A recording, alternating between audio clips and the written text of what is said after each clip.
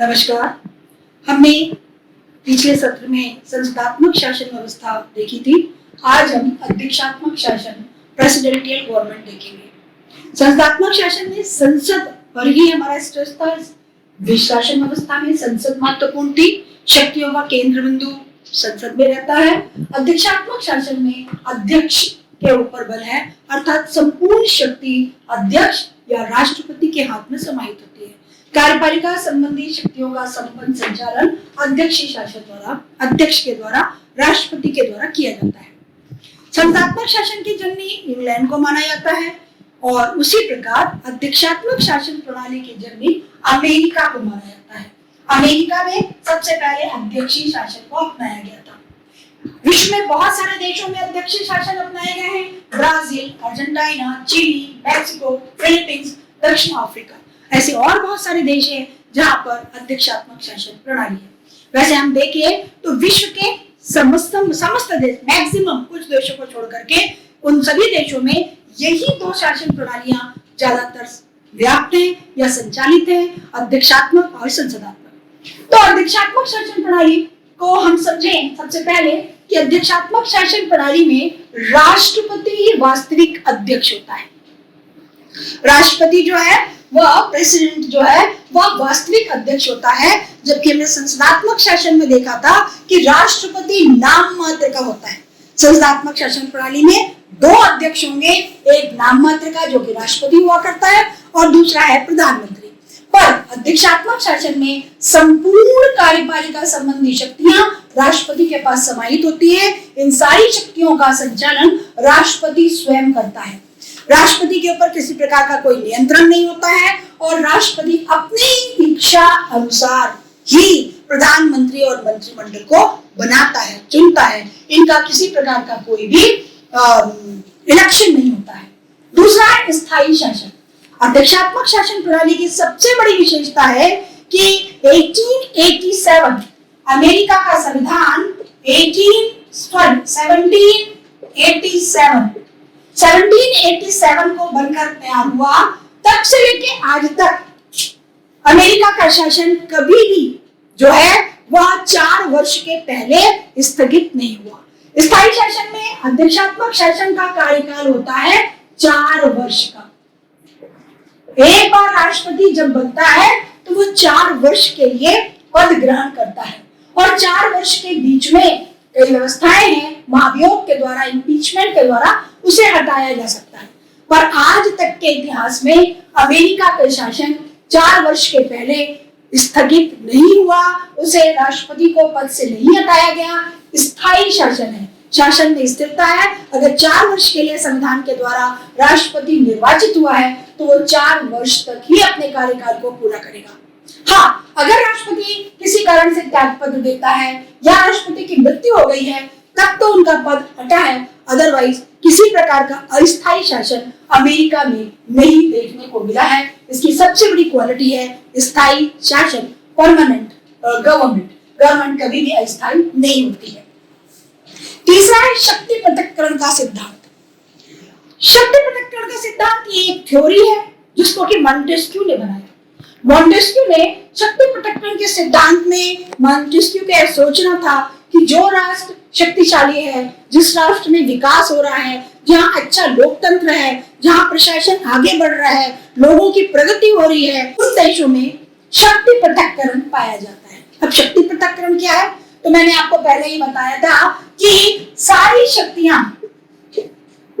शक्तियां जो हैं वह सरकार में व्याप्त होती हैं। सारी की सारी शक्तियां किसके पास होती है? सरकार। और सरकार के कहां पर होती है? ये सरकार के जो 3 अंग हैं, व्यवस्थापिका, कार्यपालिका और न्यायपालिका।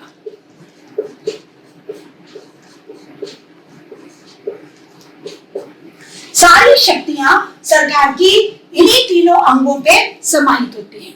मॉन्टेस्क्यू का कहना था कि एक अच्छा सुशासन चलाने के लिए इन तीनों अंगों को, सरकार के ये तीनों अंगों को पृथक होना चाहिए।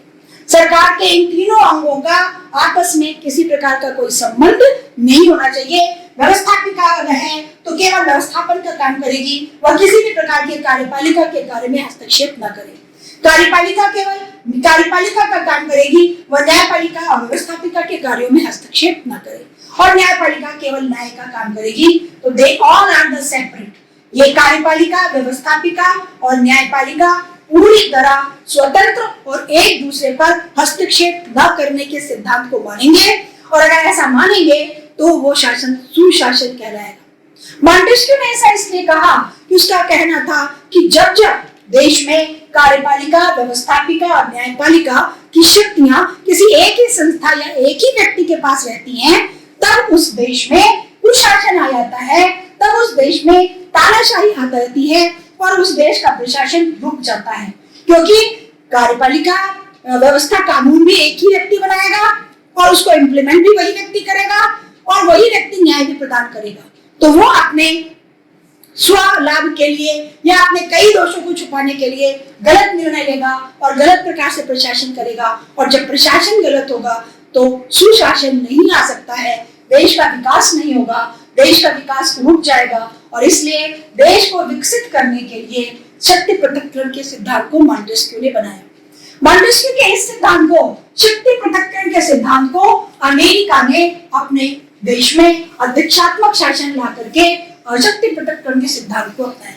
तो अमेरिका में राष्ट्रपति अध्यक्षात्मक शासन में शक्ति पृथक्करण का सिद्धांत है। इसीलिए कार्यपालिका अर्थात राष्ट्रपति जो है वह कार्यपालिका है, राष्ट्रपति कार्यपालिका है और वह सर्वे सर्वा है। कार्यपालिका पूरी तरह अपने कार्य क्षेत्र में स्वतंत्र है। अवरोध और संतुलन, यह भी एक बहुत महत्वपूर्ण सिद्धांत है, क्योंकि अमेरिका के संविधान निर्माताओं को भी लगा कि हमने शक्ति पृथक्करण के सिद्धांत को तो अपना लिया है, पर शक्ति पृथक्करण के सिद्धांत में अगर किसी भी अंग को, सरकार के इन तीनों अंगों को निरंकुश छोड़ दिया जाए, इनके ऊपर किसी भी प्रकार का नियंत्रण नहीं होगा, तो ये लोग व्यवस्था का दुरुपयोग कर सकते हैं, ये लोग उत्तरदायित्व की अवहेलना कर सकते हैं, ये लोग अपने अपने कार्यों को सही समय में सही ढंग से संपादित नहीं करेंगे, जिससे कि प्रशासन पूरी तरह बैठ जाएगा। इसलिए उन्होंने एक नई व्यवस्था को जन्म दिया, अवरोध और संतुलन। ये अक्सर हम लोग अपने जीवन में भी देखते हैं, हमारे देश की सरकारें भी मनुष्यों के जीवन को बचाने के लिए अवरोध और संतुलन की व्यवस्था को अपनाती है। आप रोज रूबरू होते होंगे, जब आप सड़कों पर चलते हैं तो आप देखते हैं कि आप स्पीड से चल रहे हैं, अचानक स्पीड ब्रेकर आता है, अवरोध आता है और आप अपनी गति सीमा को संतुलित करते हैं और इस संतुलन से आपका जीवन बच जाता है। ठीक यही व्यवस्था अवरोध और संतुलन की अमेरिका के अध्यक्षात्मक शासन में अपनाई गई है। राष्ट्रपति चूंकि कार्यपालिका का सर्वे सर्वा है, राष्ट्रपति के ऊपर किसी प्रकार का कोई नियंत्रण नहीं है, समस्त कार्यपालिका संबंधी शक्तियां राष्ट्रपति के पास है। आप पूछ सकते हैं कि वहां प्रधानमंत्री और मंत्रिमंडल क्या करते हैं। चूंकि मैंने आपको बताया कि वहां पर शक्ति पृथक्करण का सिद्धांत है, इसलिए राष्ट्रपति सर्वे सर्वा है। वह अपनी इच्छा से, अपने आवश्यकताओं के आधार पर प्रधानमंत्री और मंत्रिमंडल का मनोनयन करता है और प्रधानमंत्री और मंत्रिमंडल से अगर उसे कार्य करवाना होता है तो उन्हें कार्य देता है और कार्य नहीं देना होता है तो नहीं देता है। ये सब के सब राष्ट्रपति के प्रसाद पर्यंत ही बने रहते हैं। तो शक्ति अवरोध और संतुलन में देखा गया कि अगर राष्ट्रपति समस्त कार्यपालिका संबंधी शक्तियों का अधिष्ठाता बन जाता है तो कहीं वो अपनी शक्तियों का दुरुपयोग तो नहीं करेगा, वो मनमाने ढंग से किसी से भी मित्रता, संधि, युद्ध, व्यापार, व्यवसाय या अमेरिका के नागरिकों के साथ कोई खिलवाड़ तो नहीं कर देगा। इसलिए वहां एक व्यवस्था शक्ति पृथक्करण के ऊपर नियंत्रण बनाने के लिए अवरोध और संतुलन की बनाई गई, जैसे कि सीनेटोरियल कर्टसी।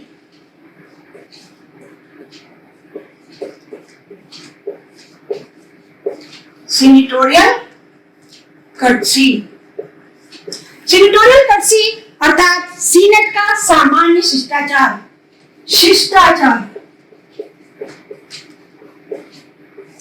शिष्टाचार। सीनेटोरियल कर्टसी का अर्थ है सामान्य शिष्टाचार।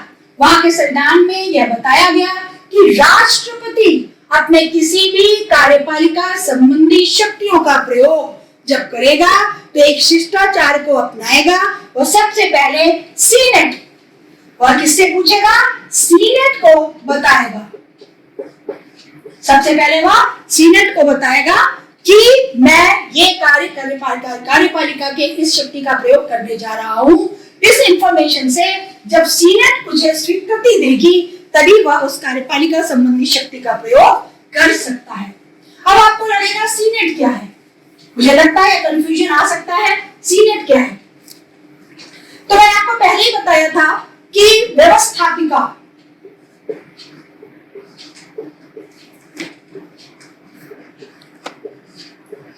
विश्व के हर देशों में व्यवस्थापिका है और हर देशों में व्यवस्थापिका का अलग अलग नाम है।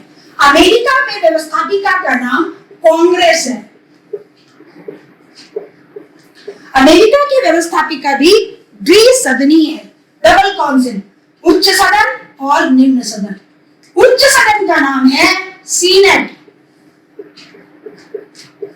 और निम्न सदन का नाम है प्रतिनिधि सदन।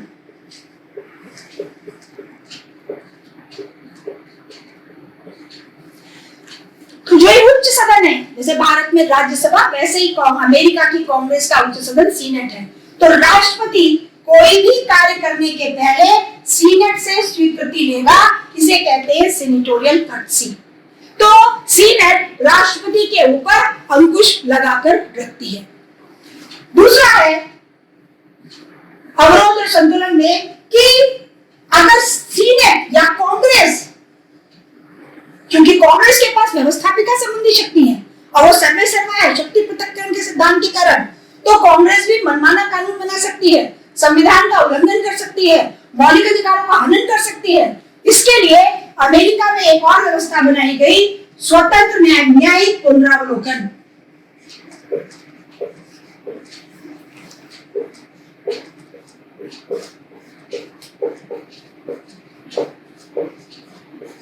न्यायिक पुनरावलोकन का सिद्धांत व्यवस्थापिका पर नियंत्रण स्थापित करने के लिए न्यायपालिका को न्यायिक पुनरावलोकन का अधिकार प्रदान किया गया है।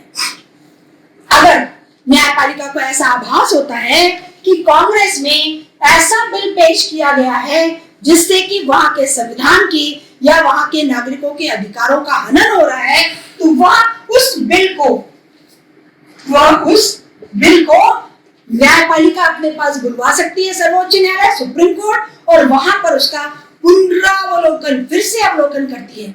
और अगर उस पुनरावलोकन में ये पाया जाता है कि हाँ, इस बिल के द्वारा जो कानून बनने जा रहा है वह संविधान को बाधा पहुंचा सकता है, संविधान का खंडन कर सकता है, संविधान को बदल सकता है, तो ऐसे कानून को अवैध घोषित कर सकती है। तो न्यायपालिका का किसी न किसी प्रकार का नियंत्रण कांग्रेस के ऊपर होता है कि कानून बनाने के पहले कांग्रेस जो है, व्यवस्थापिका जो है, वह न्यायपालिका के इस अधिकार से भयभीत रहे और अपने शक्तियों का दुरुपयोग न करे। अवरोध और संतुलन में न्यायपालिका के ऊपर नियंत्रण।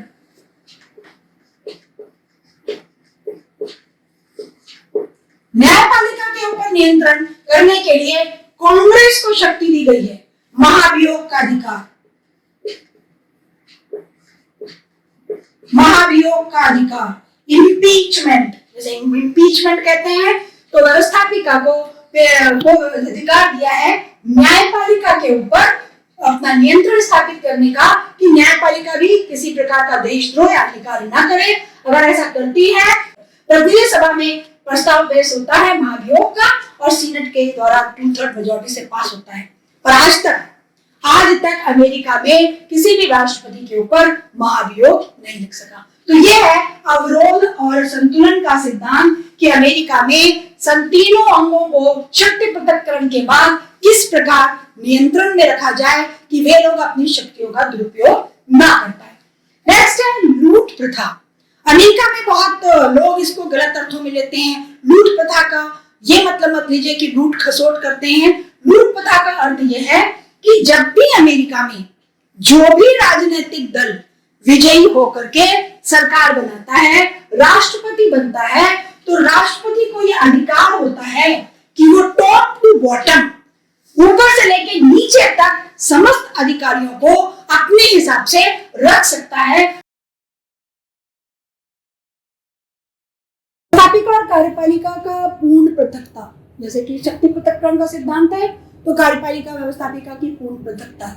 इसको और भी अच्छे से समझ लीजिए। जिस प्रकार संसदात्मक शासन में कार्यपालिका अर्थात मंत्रिमंडल का सदस्य व्यवस्थापिका का संसद का सदस्य भी होता था, उसका चुनाव संसद से होता था और संसद के व्यक्ति में जो नेता होता था वो अपने विश्वास पात्र व्यक्तियों से कार्यपालिका बनाता था।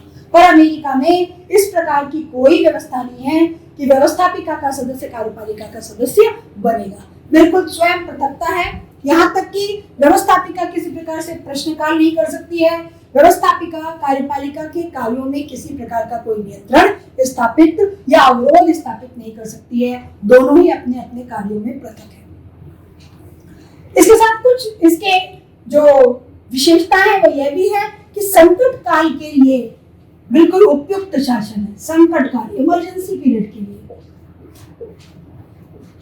संकट काल के लिए उपयुक्त है। एक ही प्रशासक है, राष्ट्रपति ही सर्वे सर्वा है, राष्ट्रपति ही संपूर्ण कार्यपालिका संबंधी शक्तियों को लेता है।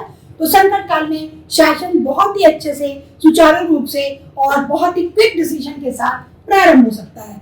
यहाँ तक कि हम ये भी कह सकते हैं कि अध्यक्षात्मक शासन में कार्यपालिका का कार्य बहुत ही स्मूथ और त्वरित गति से चलता है। निर्णय और इम्प्लीमेंटेशन में किसी प्रकार का अवरोध नहीं होने से सफल कार्य का क्रियान्वयन भी संभव होता है अध्यक्षीय शासन में। और अध्यक्षीय शासन जो है एक स्थायी शासन है, कम खर्चीला है। हम ये भी विशेषता कह सकते हैं, कम खर्चीला शासन।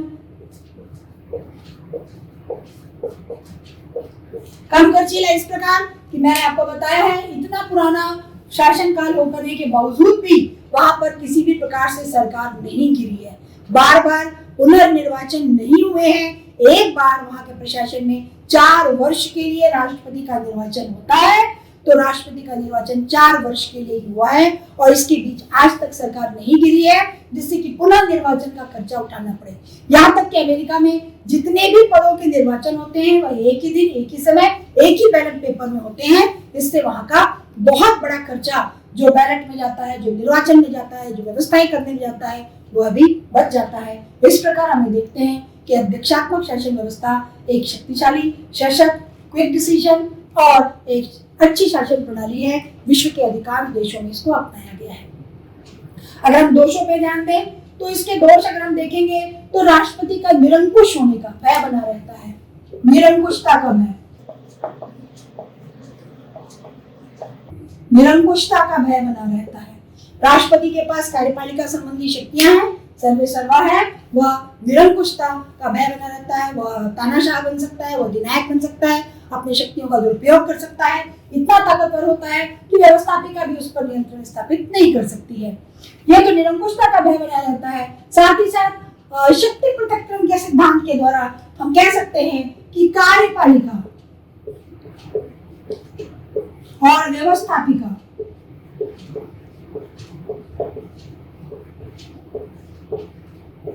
में मतभेद होगा। अपनी अपनी मुर्गी अपना अपना राग। कार्यपालिका अपने कार्य के लिए अड़ सकती है, व्यवस्थापिका अपने कार्य के लिए अड़ सकती है और दोनों एक दूसरे से सामंजस्य ना बैठाएं। अगर कोऑर्डिनेशन, समन्वय अच्छा नहीं रहेगा तो प्रशासन जो है वह बैठ सकता है, प्रशासन में अवरोध आएंगे और प्रशासन जितने अच्छे से चलना चाहिए उतने अच्छे से नहीं चल सकता। तो ये इसकी एक बहुत बड़ा दोष माना जा सकता है।